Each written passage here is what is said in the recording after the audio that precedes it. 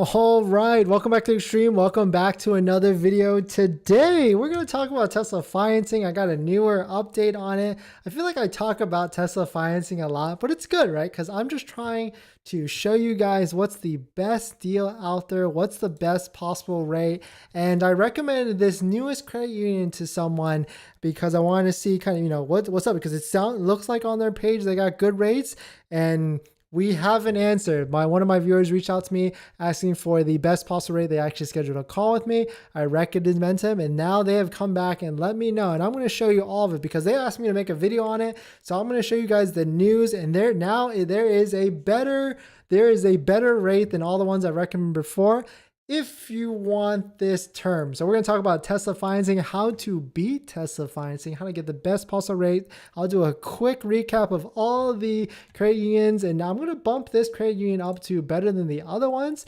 But let's just get into it real quick. But first, of course, let's roll that intro.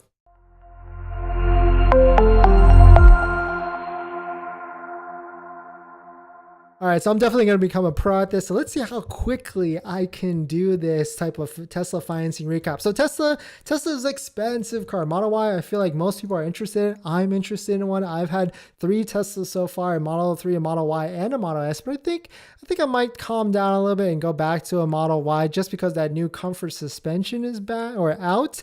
I feel like that might be good. But before we get into any of this, this video is actually sponsored by my Calendly link down below in the description.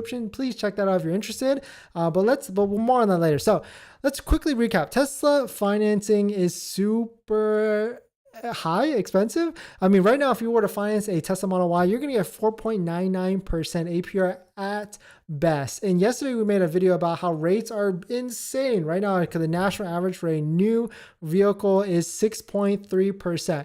In terms of how to beat it, how to get the best possible rate, you have to go through a credit union. So I've been recommending Tower Federal Credit Union for a bit now. They have good rates, 2.99% for 60 months, 3.49 for 72.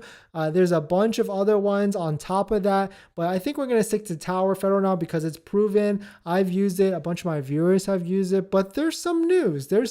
So another one that another viewer actually put on to me was Labor Credit Union. They have decent rates as well. And this one actually stuck out to me because they had 2.74% for 65 months. And then if you want to go all the way to 88 months, they have 3.34%. That sounds insane because that's a long term. You could go 72 months at 3.34%. But I wasn't necessarily sure if this was 100% correct and if you could actually get it, because that sounds too good to be true, especially when rates are at 9.6% for used vehicles and 6.3% for new vehicles.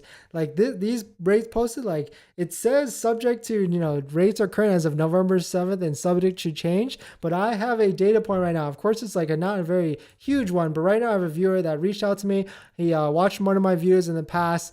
I don't want to, oust him out, but he approved. He says, I want to thank you. I applied to Labor Credit Union in DC and was approved for 3.34%.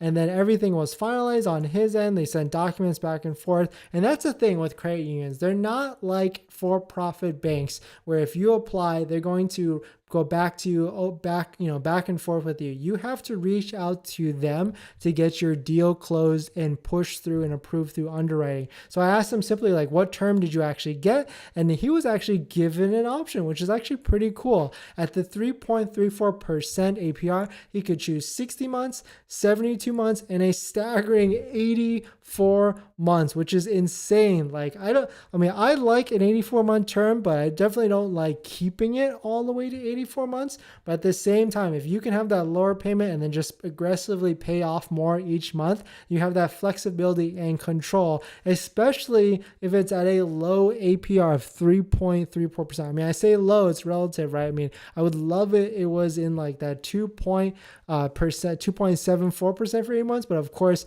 that's not the posted rates right here.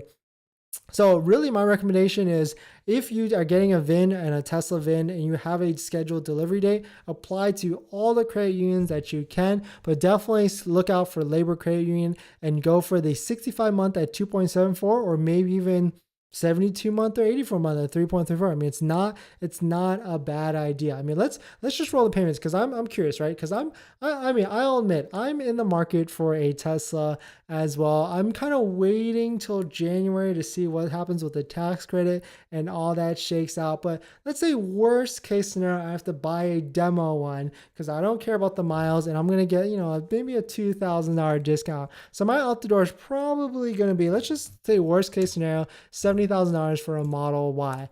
And if we were to finance it over 72 months or at 3.34%, let's see. So my payment, that's over $1,074, and my total interest will be $7,345 if I kept the Tesla that long for 72 months and if I paid the required minimum payment all the way up to 72 months. But let's see if I move this to 84 months, will that actually make even a difference? I feel like it's not going to make a difference. What do you guys think? Let's just see. So 107.4, 935. Okay, so about $130 less. That's not bad. That's a good chunk of change. That's some gas payments or maintenance, oil changes for your Tesla. I mean, I know that doesn't happen, but you know, it's definitely quite a bit of difference.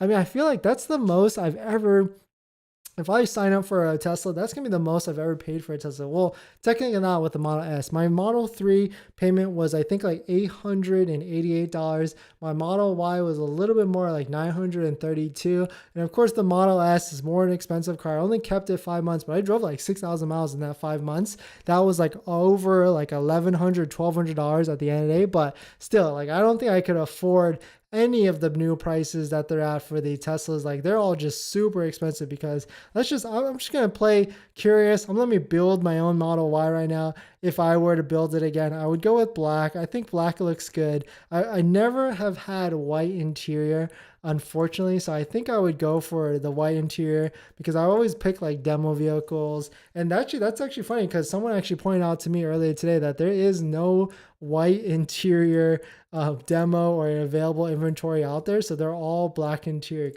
which is kind of interesting. I guess like white is still in demand for Teslas. But let's see, if I were to build it, I would definitely go with white. I would go with 5-seater because 7-seater is, you know, I don't need it. And I would 100,000% go with the 19-inch rims because better ride quality. I love the look of the inductions. Actually, I don't know. Maybe I'll go with the inductions. The inductions look better. I feel like if I went 19s, I would just take the hubcaps off, paint them black, and it's basically the same freaking car at the end of the day. Same rim at the end of the day. So my car is, yeah, it's expensive. Like, what is this? If we go to payment and go to cash, that's, wow, $69,000.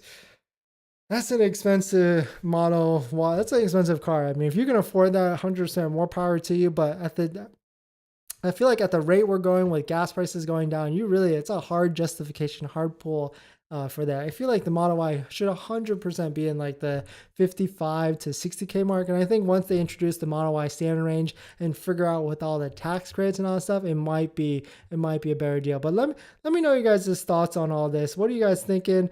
Let's look at, hey, tech unboxing. Welcome back again. Thank you again for jumping back in and checking it out. But yeah, some definitely interesting stuff. But yeah, this is a quick synopsis. I wanted to come out and talk to you guys about the news. Like, these rates are 100% correct. A viewer reached out. You can get 84 months for 3.3% if you need that longer term.